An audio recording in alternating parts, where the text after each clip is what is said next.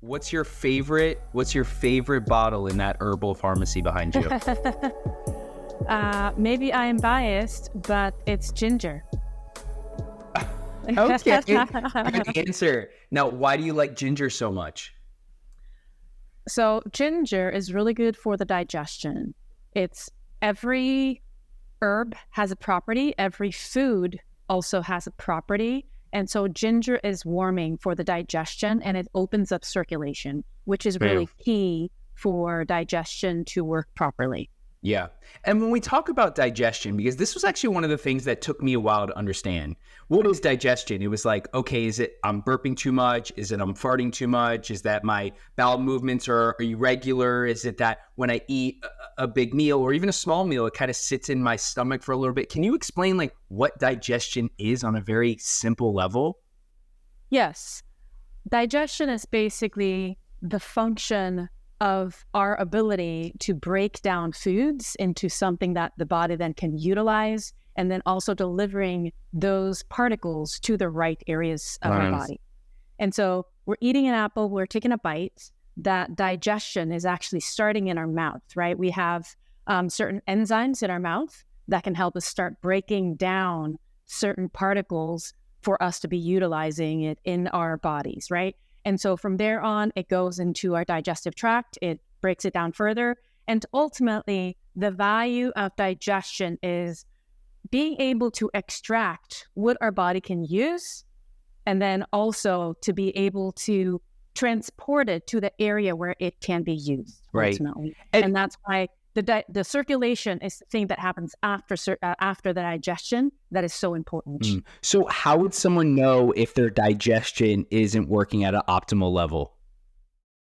Yes, that's a great question. It's basically about the symptoms that they may be experiencing.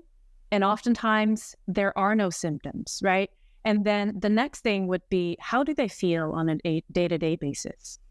That's what it comes down to, is awareness. It's okay, I just ate Chipotle 5 minutes ago. How do I feel? Well, I feel really slow. There's no way I could run a mile right now. Check in again 45 minutes later. How do I feel now? Okay, I'm feeling a little lighter on my feet, but my energy levels are still low. And then checking in 3 hours later. It was the rule of 3. I can't remember where I heard it or where I read it, but it's like check in with yourself 3 minutes after you eat, 30 minutes after you eat, and 3 hours after you eat. So you're right. It comes down to awareness, people. So what's a trick that you help your clients with that they can kind of be more aware of their digestion?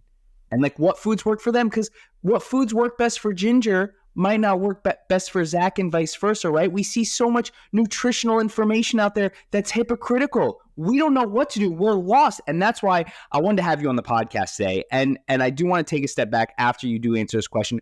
And I want you to tell people about your journey, right? Coming to the country and figuring out your own holistic health practices and incorporating the Eastern Asian holistic medicine into your practice and what you do today to help your high income earners, your real estate investors, the people that are looking to get their gut health on point and feel physically better. I mean, I'm on your website right now, empoweredbodyclub.com, and I see so many testimonials of people that have had chronic illnesses that you've helped feel better. So tell us a little bit more about how you help your clients, and then I guess pivot into your story a little bit.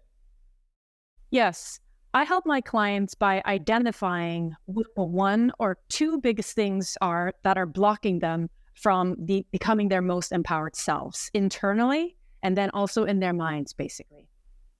And so that's kind of the, big picture. My journey with health started when I was a teenager.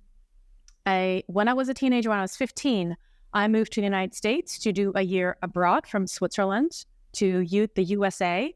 And it's always been a dream for me to be in the United States because the United States has been so glamorized, right? It's the palm trees, it's the weather and Hollywood and the big dream, the American dream. That's always been also a dream of myself as a refugee, moving from Vietnam as a boat refugee, getting asylum in Switzerland. Growing up, that's always been a dream of mine. And so when I was 15, I had this opportunity. And so I took it. I moved to the United States. I lived in the United States for 10 months. And in those 10 months, I gained over 40 pounds, maybe 50 pounds. But I stopped weighing myself because I just couldn't tolerate seeing the scale slowly go up. And I just didn't know what to do at that point. After the 10 months, I moved back to Switzerland. And my mom said, like a lot of Asian mothers, they're very blunt, or relatives, they're very blunt. And so she said, "You're fat. You're embarrassing me." Could have guessed, right? And figure out how to lose weight. And so I figured it out. And it was actually relatively easy in some ways because I was in a completely different environment again. Yeah.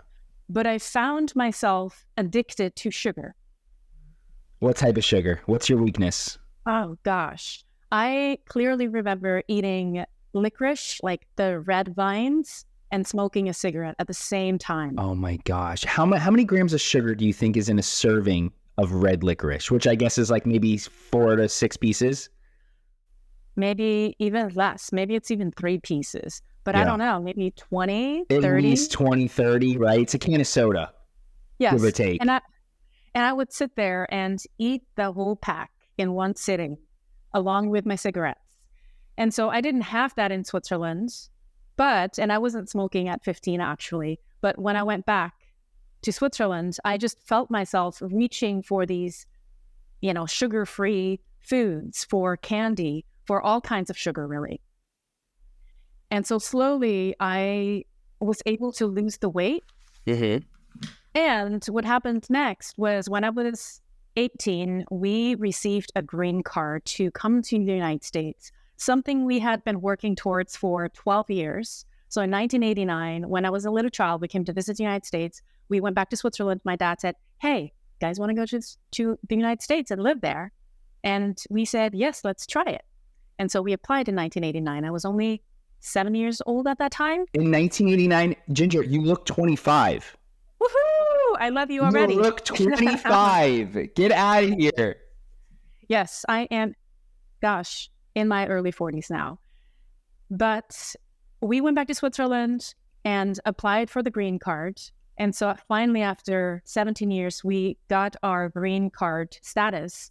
And so I actually didn't want to move to the United States at that time because I was in a very, very good school. And in Switzerland, college postgraduate is free.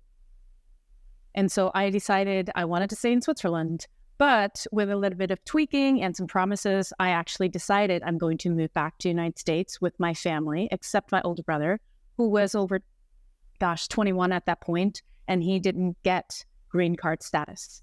And so we figured, well, we'll just bring him over later.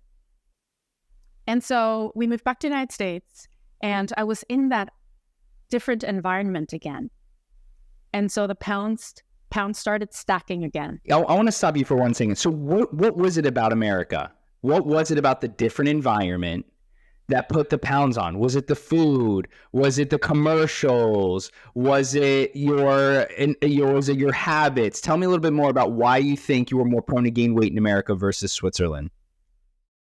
Yes, in Switzerland, first of all, I ate mostly home-cooked foods. The meals, my mom was a cook, and so she cooked for me and my brothers and my dad. Mm-hmm.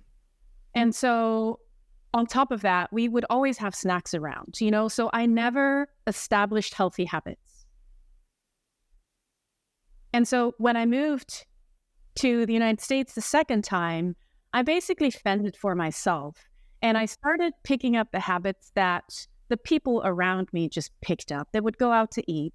I was in Santa Monica at that time. We would go out to eat. There was a Thai place down the street from my house. There were other fast food restaurants, and they were so tasty. I mean, they had just enough sugar, oil, and salt that my brain was just in bliss, right? It's the bliss sugar point of these foods, the sugar, the oils, and the fats, right? You can add those things to anything and make them taste so delicious. Yeah. And so that's how you get addicted to foods. Mm-hmm. You eat those foods, your body or your brain then hijacks these neurotransmitters, these chemicals, and they light up your brain. Mm-hmm. And so serotonin, dopamine are lit up. So your brain gets, yes. And instinctively, I think those rich foods sound good to us because they are helping us survive. Back in the day, when you came upon a source of salt, of sugar, of fat, you hit a gold mine. And so eating those foods actually helped our ancestors survive. Yeah. Or increase their chances of surviving in the future. So our body naturally thinks, oh, this is great for me, actually. Right. But there's no scarcity. And you know what? So what I heard was it was very convenient to just eat out. And I tell all my clients all the time, it's very important to cook your own food for obviously a ton of reasons. And we don't have to go into them. I think it's very elementary to say that, hey, it's healthier to cook your own foods than eating out and ordering delivery dudes and Uber Eats all the time. But what I also want to mention is the fact that the expectation is always better than the reality. It is the moment you're going to the freezer to grab the Ben & Jerry's fish food. It's not when you're actually eating it. It's the dopamine or serotonin or whatever it is, the physiological change in our body that's like, hey, this ice cream is going to make us happy. But then you eat it, and yeah, it's pretty good. I mean, look, we've had ice cream before. It's pretty good. But the expectation is always better than the reality. So, okay. Sorry, I didn't mean to cut you off, but I want to say that I want to kind of put that little seed in people's minds that it's not as good as you think it's going to be. Yes. And also, our body adapts over time to addictions. And so in order for us to actually shift our emotions with these foods, we have to consume more and more and more to satisfy ourselves chemically. Absolutely. And it becomes a problem, a huge problem over time. Huge problem. Yeah, so go ahead. So the problem is sugar is cancerous. It's inflammatory. It's inflammatory. Obviously, it spikes our glucose levels, right? Very so rapidly. Our equilibrium, if you will, of our body is just thrown off. It's going up, it's down, it's going up and down. It affects our quality of sleep, which obviously has a ton of negative implications if we're not getting good sleep. So, I mean, and not to make this all about sugar, but what's kind of the ribbon you're going to tie around this present to kind of let everyone know that they should avoid sugar at all costs? Yes. And so before I get into that, it's not just the sugar. For me, it was the sugar, but everybody's kind of got their own crutch, right? And so, yes, I think sugar is not good for us because it throws our body out of equilibrium. And so here's the thing about homeostasis in the body. Our body likes to have only a certain range of sugar, of salt, of fats, and other things in the blood. If it's over it, our body has built-in mechanisms to deal with that. Too much sugar? Okay, we're going to send an alarm. Let us bring some help in. The pancreas is going to pump out insulin. The insulin is going to go into the blood, pull out some sugar. And what does it do with the sugar? Stores it as fat, right? We all love that. And it does the same with other things. Also, when we're too low in sugar, what happens? Well, we have reserves for that. We have fat cells. All of us do. Even the ones that are very thin, we do still have some fat cells because they are important. They protect us. And so the body will basically pull in sugar and release it into the bloodstream so that we can move our muscles and function. And that same thing happens with all of the other substances, right? Too much salt, well, we have functions in our body to deal with it. And so the way we handle cravings is by actually looking what emotional shift it is that people are looking for. It could be stress. It could be it could be just boredom. They just want another hit of dopamine, which in this day and age, we're just all over the place with our attention all the time and we're glued to our phones. It could be stress. It could be blood sugar issues. And so it matters what the underlying issue is. One of the ways to overcome it is by eating more protein. You know, you've probably heard this before. Eat more protein, they say, if you have cravings, but they never tell you how much. And the reason why protein works is these chemicals, one of the main building blocks of dopamine and serotonin is actually amino acids. Which is the building blocks of protein. Yes. And so protein is the building block for these chemicals. And when we continue to hijack these chemicals over and over again for decades, what happens to our natural resources in our body? Depleted.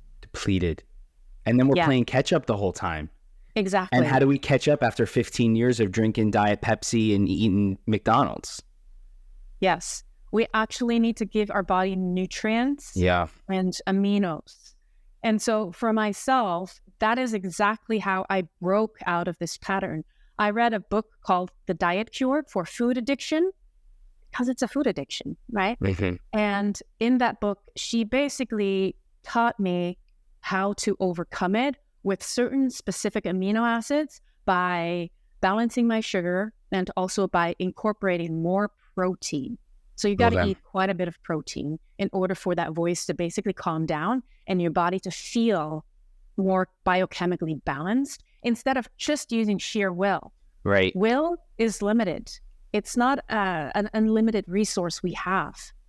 And so we want to use that sparingly for the things that matter most to us, like taking that darn supplement, like preparing the protein that we need, at least temporarily. We don't depend on it forever, but in that moment when we're craving, I declare a breakdown, and that breakdown means I'm going to sit back and take a moment to actually take in what's happening. I'm having cravings. I am doing the things that eating the things that I don't want to be eating. Let me pull out my tool belt.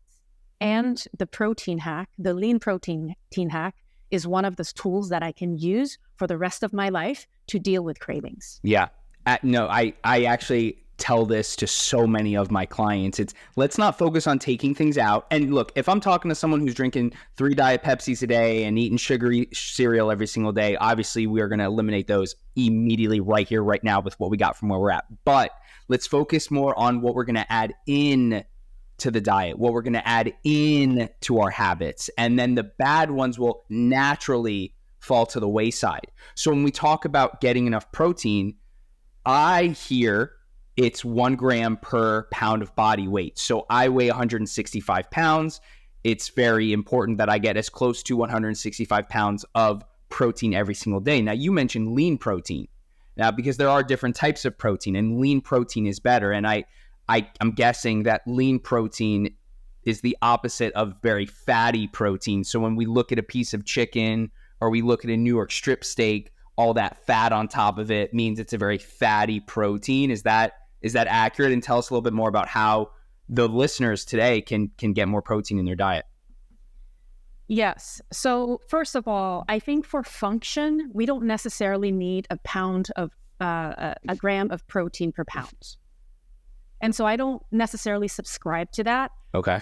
The value of protein for me and for my clients, usually we use it as a tool to overcome cravings. And because it's the amino acids in the protein that has the ability to basically calm down the monkey mind and stop it from craving food, this is exactly why lean protein. Okay. Because fat just doesn't have the same ability to do that. And so after a day or two of just eating lean protein, people will just naturally have less cravings. Right. And that's coming from the protein and not necessarily the fat. I'm not saying that fat is necessarily bad. I think processed fats, processed animal meats are the devil, just because there's so many studies that link processed meat to cancer and a variety of different conditions, chronic conditions. So I think clean, like whole pieces of meat rather than sausage or prosciutto or smoked salmon, just because the sodium is so high. If you're looking at a pound of shrimp, it has 1,500 milligrams of sodium naturally occurring. And so why are we adding more to all of our foods? Why are we adding more through electrolytes? Actually, the foods that we naturally eat, especially for eating protein, lean protein from animals, it actually has a ton of sodium in it already. Interesting. Okay. So I want to pivot the conversation to how you incorporate Eastern Asian medicine into your practice, into your business, into the help and the value that you provide to your clients. So tell us a little bit about that. What's your favorite modality and what are some of the results that you've seen? Yes. So I went to school for traditional Chinese medicine. I have a master's in Oriental medicine, and then I'm technically an East Asian medicine practitioner. And so that incorporates a couple of modalities: acupuncture, cupping, nutrition, and also herbal medicine. And herbal medicine has always been my passion. And so herbal medicine helped me overcome my own chronic fatigue syndrome. And I think the thing about herbal medicine is that when it is customized and it's diagnosed properly, it can go after the one or two biggest things in the body that is shifting into the wrong direction. I'll give you an example. If somebody, for example, has really, really poor circulation, they're going to exhibit symptoms.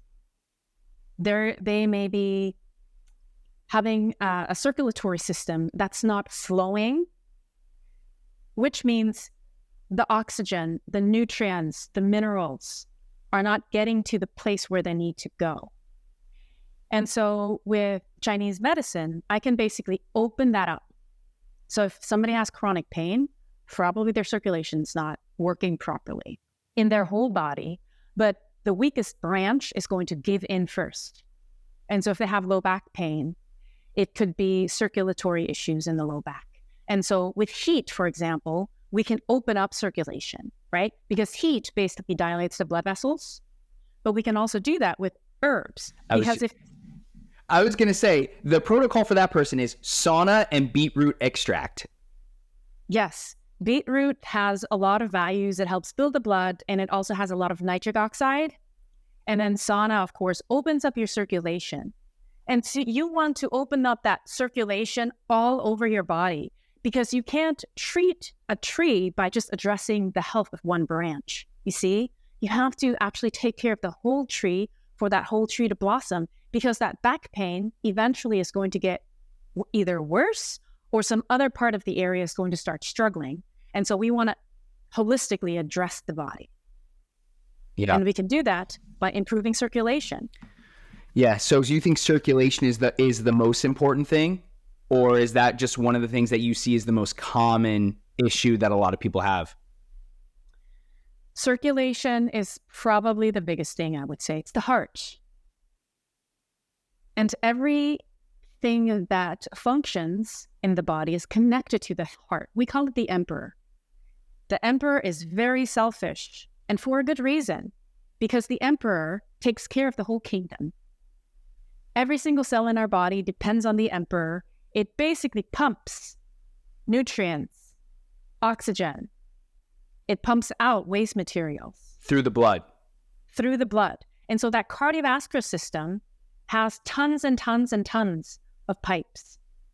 And those pipes are basically the transportation system to pump, they're the roads to basically build your tissues and regenerate your tissues on a continual basis. And so you want to take care of the emperor. So the emperor needs a lot. The emperor is working 24/7 for the entire kingdom. And so we got to take care of the emperor by getting the nutrients in. And so a nutrient-dense nutrition protocol is important.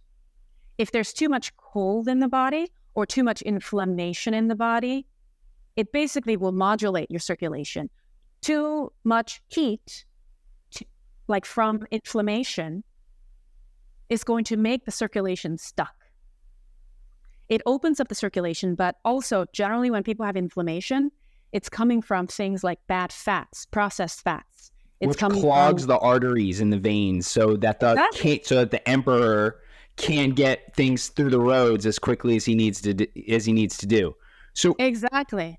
So I want to grab this. Is that okay. What is that? This is basically an artery. What is an artery? An artery basically is a transportation system for blood. Okay, and the blood so is an artery the same thing as a vein? No, one actually delivers oxygen out, and one basically pumps the deoxygenated blood back into the heart. Okay, so veins take blood from the heart to different organs and muscles and tissues, and arteries bring it back to the heart? Vice versa. Okay. Arteries pump it to organs and tissues and things, and the veins bring it back to the heart. Yes. Okay, are they the same size? No, arteries are slightly bigger. Okay. Yes, if you're looking at the coronary arteries, they're actually bigger in the heart Okay. because their job is slightly more important, I guess. Interesting. All right. So I'm looking at this model. I'm looking at this Yeah, model. Go ahead. So basically, this is a half of a pipeline, and this pipeline delivers nutrients to every single cell of the body. And so in a healthy person, it looks like this. It looks clear. There's a lot of space for this blood to flow through. In somebody who has advanced cardiovascular issues from diabetes, high cholesterol, and high blood pressure, it will look like this. You see, this artery is actually slightly bigger than this one. And this one, because it's clogged up, what happens to actually the area where blood can flow through? Restricted. Super small. And the heart has to work. So I'm guessing the heart's going to have to work so much harder just to get the right amount of blood that each organ and tissue and system needs, right? So how do we know if our arteries are clogged? So we can go by circulation. If we have poor circulation, we can kind of tell if we have poor circulation. Usually there's just a lot of symptoms that somebody who has clogged up arteries experiences. There have been actually a lot of studies on that. So basically they examined the hearts of heart donors, and they found out, and I just read this study recently, they found out that actually in children who are otherwise healthy, I think it's something like 20-30% of 12 to 17-year-olds are already clogged up or starting to get clogged up. It's because they're just drinking sugary sodas and eating fast food. Yes. It takes decades for us to develop this. But early on stages, nobody is going to actually look for this in a child, right? That child, when it's in these stages, is actually not going to develop significant symptoms because it's still young enough. It hasn't had a lot of time to accumulate the stresses in the body. Yeah. But how do you think healing is going to be when your artery is like this? No, not enough oxygen is going to get to the body part that needs to be healed. Exactly. That's why nutrition, what we put into our mouths and also our skin technically, and whether we drink alcohol or not, it just adds up day after day after day after day. And it's the 80% of the equation of health. 80% is nutrition, 80%. 20% is exercise. Exercise, sleep, and other things. Okay. Managing stress. So let me ask you this question. When it comes to physical exercise, strength training, running, cardio, all the above, how important is that in reversing the damage that's already been done? Or does that help prevent future damage of occurring at a rapid pace? Both. So I think both are important. Cardio and strength are important. And I think it also depends on the condition. Somebody who has cardiovascular issues like diabetes and high blood pressure and high cholesterol, they have piping system problems, cardiovascular issues.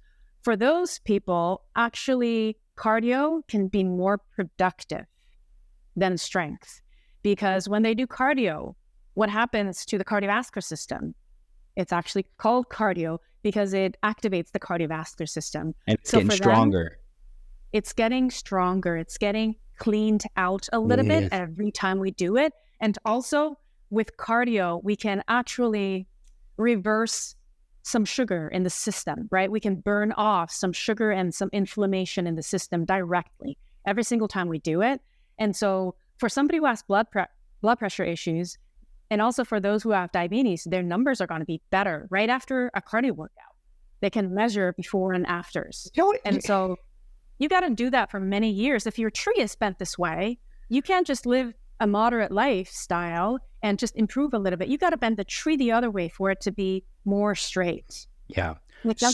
Right. That makes 100% sense. And as someone who is very intentional and aware about my own health, and I'm training for my 4th Ironman, so I can, I can accomplish physical exercises at an elite level. I've learned so much from this conversation. I don't know why the way you explain it is really sticking in my brain because I was never someone who was good at biology. I never understood anatomy, and I was very queasy when the videos popped up in my 7th grade biology class. So I've always been queasy about these things, but for some reason, the way you're explaining it is sticking so well. And then I also wanted to mention, off of the last thing you said, when it comes to high blood pressure, for example, when someone goes to the doctor, hey, doc, I have high blood pressure. Well, instead of recommending 30 minutes of cardio every single day, they write a prescription so everyone can make money, because there's no money to be made when you're just tying your shoes and running for 30 minutes down your street.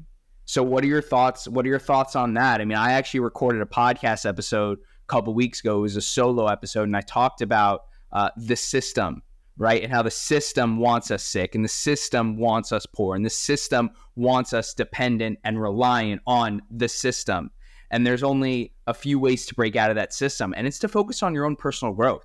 And that's why I record these episodes. You know, obviously I like sharing these conversations with my audience, but the most important thing that I like to see from these conversations is the fact that I'm learning each and every single time I have these conversations. And now it's up to me, and it's up to you guys, the listeners, you know, the 400 or 500 people that listen to this each episode. Like, I want you guys to actually apply the stuff that we're talking about here with Ginger. So what are your thoughts on the system? Tell us a little bit about that. Yes, I heard that episode.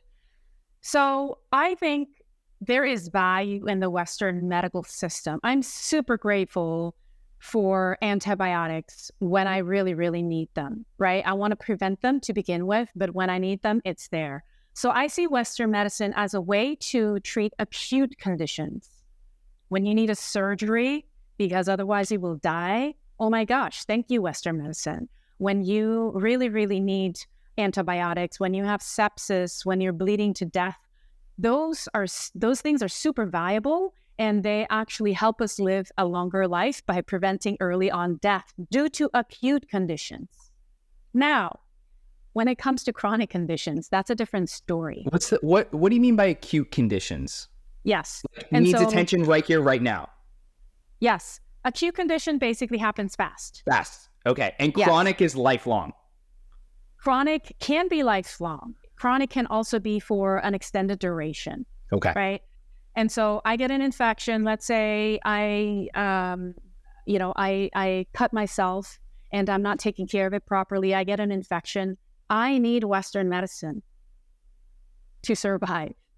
I don't want to, get sepsis. I don't want my whole body to be infected. And so that's the value of Western medicine, is to deal with battle wound issue. That makes sense. Right? Okay. And also to prevent strokes and heart disease, basically, from progressing to the deadly point.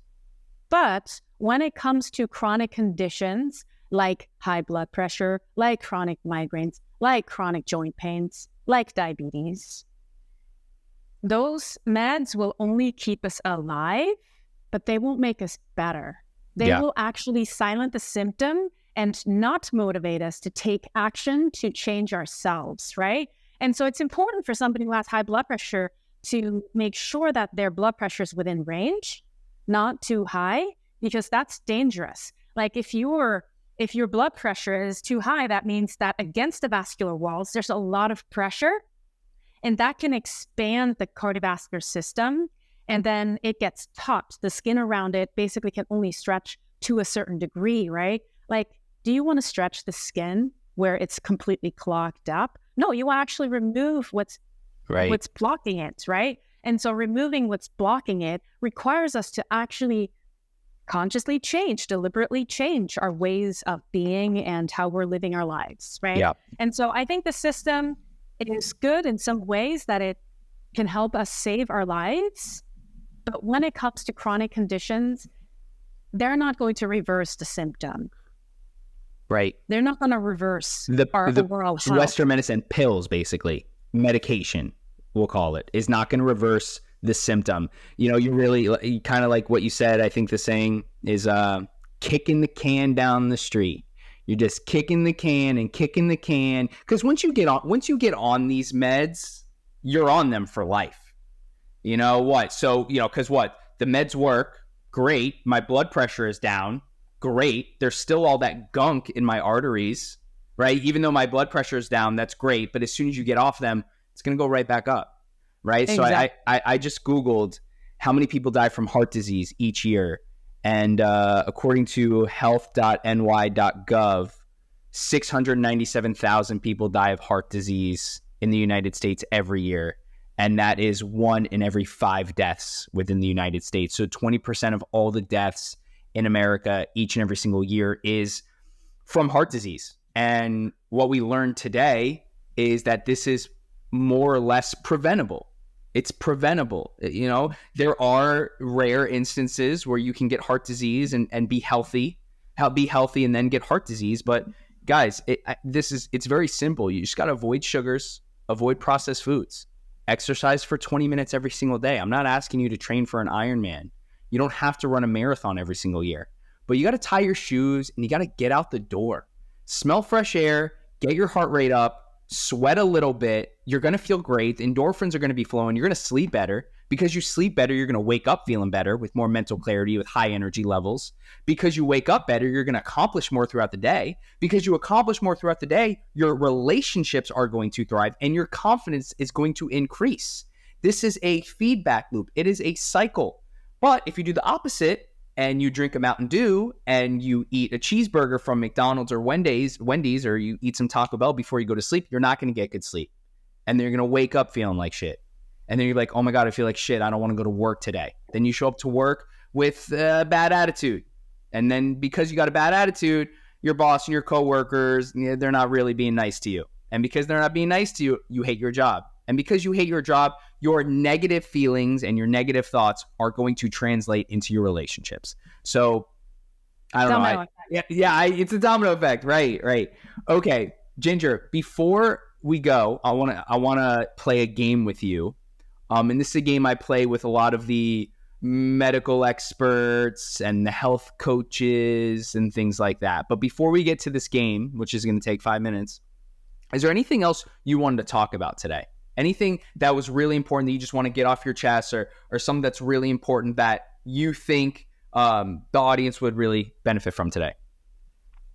Yes, I think we had mentioned redefining failure and work-life balance.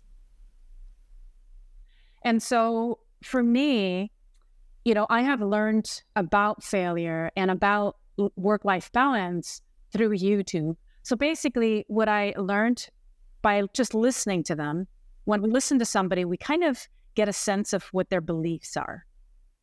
And I've realized that they just have thick skin. And so what I did at that point is I sat down with myself and I wrote down, what are my beliefs about failure?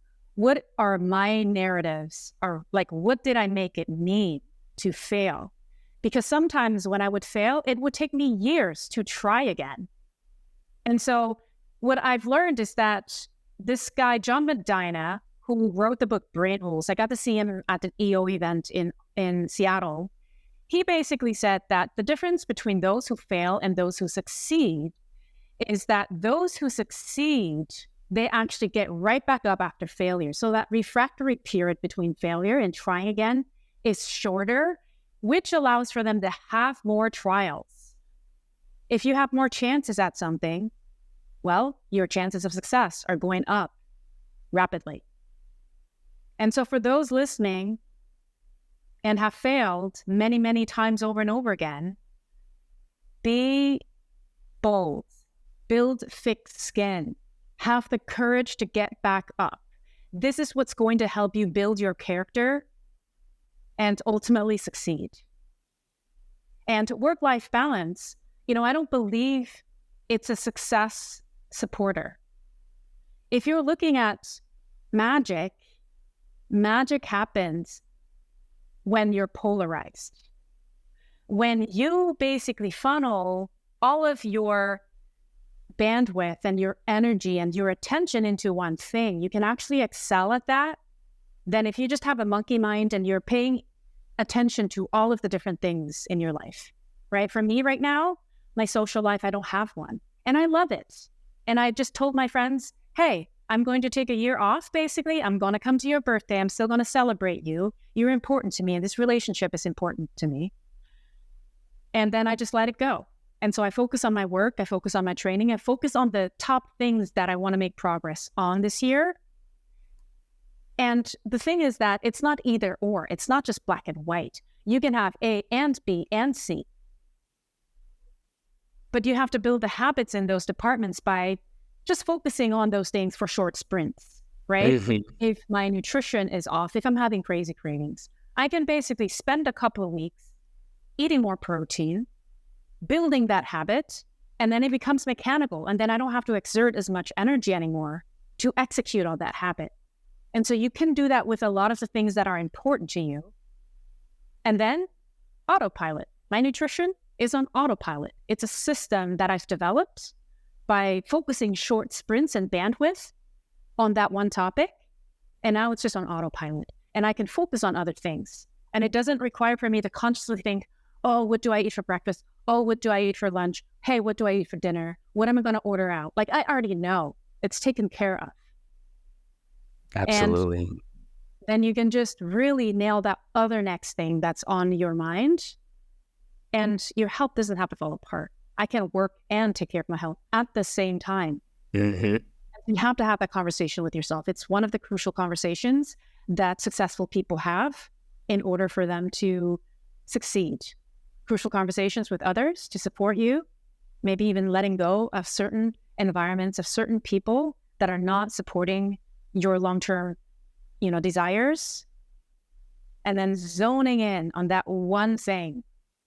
And not everything is equally as important. There's one or two things in every single department that is more important than others. If you're spending all of your time, 10, 20 hours a week working out, but your nutrition is not on point, hard to win. But if you're, because 80% of your success is coming from 20% of your input. And so identify what those things are. In business, it might be sales. In health, it might be nutrition. Doesn't take that much time to do food prep. Right. Absolutely. So to all those people out there, if you want to have this crucial conversation with Ginger, you can head over to empoweredbodyclub.com, spelled exactly how it sounds, empoweredbodyclub.com. I'm actually also going to drop the link to in the show notes below. And to piggyback off of what you said, Ginger, what I heard was having the right systems in place. Meal prep. Meal prep doesn't have to be, hey, let's cook 6 pounds of chicken and let's put it in Rubbermaid things and put it in the fridge. Meal prep could be, hey, I know what I'm eating this week and I got it in the fridge and I'm going to prepare it that day, but I'm prepared with my meals. So putting the right systems in place. And then work-life balance. This is something that I talk to a lot of my high-income earning clients with all the time, is like, balance doesn't have to mean every single week. You could have a season of sprinting towards your goals. Just like you said, you're in your era right now of just grind. You don't want to socialize every single weekend for 52 weeks in a row, right? And kind of like me, I'm going to tell the audience a little bit. In Q1 of 2023, I was all work, no play. And I intentionally burned out. I was like, I am going to work Monday through Sunday until 11 o'clock at night. I'm going to be up at 5 a.m. every single day for the next 3 months, and I'm going to burn out. And it worked because I had a massive Q1. So Q2, I took my foot off the gas a little bit, right? So those 6 months, Q1, Q2 of 2023 was balanced. It wasn't balanced every single day. It wasn't balanced every single week. It was Q1 and Q2 created that balance. So Ginger, I really do appreciate all the wisdom today and experience, because this is a conversation that I love having. So we're going to play a game now. I'm going to say a word. It's health related, biohacking related, recovery related. Some of them are just completely from left field. And I want a quick answer. Either say good, bad, overhyped, underrated, bullshit, terrible for you, right? Just like a quick phrase. Okay. So I'm going to start at the bottom. Cold plunge. Yeah. I'm afraid all of my answers are going to be the same. Depends on the person. High blood pressure, don't do it. Certain people with menstrual issues, women who run cold all the time, not as good. But people, the general population who feels hot all the time, good. Okay. Next. Yoga. Great. Depends on your constitution again. Some more extreme forms of yoga, like hot yoga, not good for somebody who's depleted, but good for the masses. Good. Intermittent fasting. Great. Fasting, great fan. Love it. Question about intermittent fasting. Do you think as a 32-year-old male training for his 4th Ironman, I should be intermittent fasting? I think you want to be careful before long workouts, hard workouts. You want to actually eat carbohydrates, complex carbohydrates that are not processed to fuel your workouts, because you don't want to tap into your muscle mass. And so if you are doing it first thing in the morning, you want to not do intermittent fasting. But if you're doing it later in the day, you can intermittent fast and then fuel for your workout. Got so it. Carbohydrates have revolutionized my endurance training. Okay. And carbohydrates, blueberries, sweet potatoes, oatmeal? Yes. Those are the best great. ones? The best ones. I think there are other grains that are great as well. Buckwheat, for example, whole buckwheat with the husk on the outside, great. You can do brown rice. You can do some beans. Beans, although they have a little bit more protein, but generally still a carbohydrate, right? You can do other fruits as well. Okay. So for today, for example, I was up at 6 a.m. and I ran 5 miles. So I should be eating right after. It depends on your goals. You can eat before to fuel your 5 miles. Like if you were to run a 5-mile race, would you eat before? Right. Of course. So it doesn't matter as much, because you probably have enough glycogen in your muscles stored from just before that you can get through it relatively fast. But if it's like a marathon, you need to eat quite a bit. So if you're training for an Ironman, I've done the half only. Well, I should stop saying only, but you're going to need quite a bit of carbohydrates to fuel it. Okay. Next term, HGH. HGH, growth hormone. Mm-hmm. You can tap into that resource naturally with fasting, actually longer fasting. I like that. Ice cream. Is it worth it? How about sugar-free, dairy-free ice cream here and there, or just regular ice cream here and there? Don't do it too often. Okay. Eggs. Eggs, actually, the egg whites have a lot of sodium. So overall, eggs are fine. I think I probably wouldn't eat too much of it, because a lot of people are actually allergic to eggs. Okay. Almond milk or grass-fed whole milk? You're talking to a plant-based fan. So almond milk, I think grass-fed milk in terms of milks in terms of dairy milks is better than the regular kind. But generally, I don't want to drink another animal's that is supposed to grow rapidly in its infant stages. I don't want to consume that. Okay. So you don't need any animal protein? I do. Oh. When I need it. But most days, I'm still plant-based. When I have these cravings, I will do a day or two of high levels of animal protein. I like that. Red light therapy. Anti-aging, good for circulation, opens up your cardiovascular system. Okay. EMF radiation, how bad is it? On a scale from 1 to 10, it's not as bad as nutrition. Okay. Or poor nutrition. Right. Understood. Okay. Blue light exposure, especially at night. Yes, it's anti-melatonin, and so it's going to produce serotonin, and so not so good for night, especially for those who can't sleep. Okay, we got like 5, 6 more. CBD oil or CBD cream. I am not that big on CBD. I know that it helps people, so listen to your body. Mm-hmm. But generally, you want to treat the internal stuff at the root level rather than just using another crutch for the rest of your life to treat something. Okay. Coffee. Black, no cream, no sugar. The best way to have coffee. I think coffee is kind of a stimulant. It opens up your cardiovascular system a little bit. If you are tired, sleep. Don't think you need caffeine. But a little bit of caffeine on a daily basis, I don't think it's a big deal. Okay. Psilocybin, more specifically microdosing mushrooms. I am a fan. I think it can help unlock your human potential. Good answer. Alcohol. Alcohol, toxic, makes hot people, which is the general population in the United States, even hotter and makes the body work harder. And that means it will expend nutrients in order to detoxify your body. So if you really want to continue drinking alcohol, no judgment there at all. Just do it within reason and don't do it every single day. We got 3 more. Masturbation. Whatever floats your boat. Okay, I think good it's answer. healthy to have orgasms. Okay. Keto diet. The keto diet, the biggest problem I see with the keto diet is that it is low in potassium. Guys, sodium potassium ratio should be 1:3, not the reverse.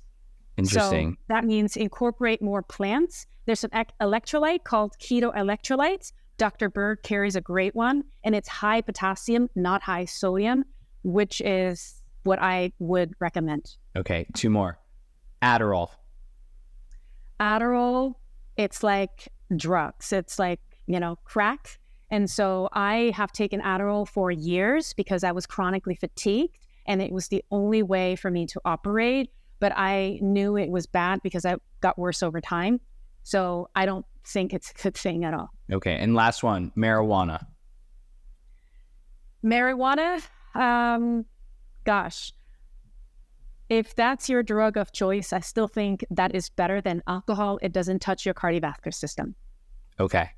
Do you think that the negative impacts of marijuana on the brain is something that is serious? Or do you think people that use marijuana occasionally are okay and it's not doing any damage? It is serious. To what degree, I am not 100% sure. Yeah. Okay. Wow. All great answers. And the one thing, the message I think that I want to land here to the audience when I'm reading off all these things, and by the way, guys, a lot of these things on this list, I do. Some of them I don't do at all, but a lot of these things on this list, I do. And I think it's important for people to realize that you need to pick and choose what is going to be your vice. Do it in moderation, do it safely, do it responsibly, right? For example, if you eat extremely healthy and you are in the greatest shape of your life and you don't touch alcohol, but you do not wear your seatbelt when you're driving a car and you text and drive, you are putting yourself at risk, right? So we could eat extremely healthy. We could, exercise every single day. But if you're not wearing your seatbelt when you're driving a car and you text and drive, you're putting yourself at risk, right? So we got to pick and choose which ones we're going to do. And I obviously encourage everyone to wear their seatbelt. And I very much so encourage people not to use their phone while they're driving. Ginger, thank you so much for taking the time out of your busy schedule to hop on the podcast today. Again, guys, if you have not already checked out Ginger, I'm going to drop links to her Instagram, all her social media profiles. If this is on YouTube, the link's going to be there as well. Thank you guys so much for listening. And if you haven't left a review yet, please go ahead and leave an honest review. We recommend 5 stars. Mama says, if you don't got anything nice to say, don't say it at all. Ginger, thank you so much for your time today. And I look forward to connecting again soon. Awesome, Zach. Super fun. Thank you.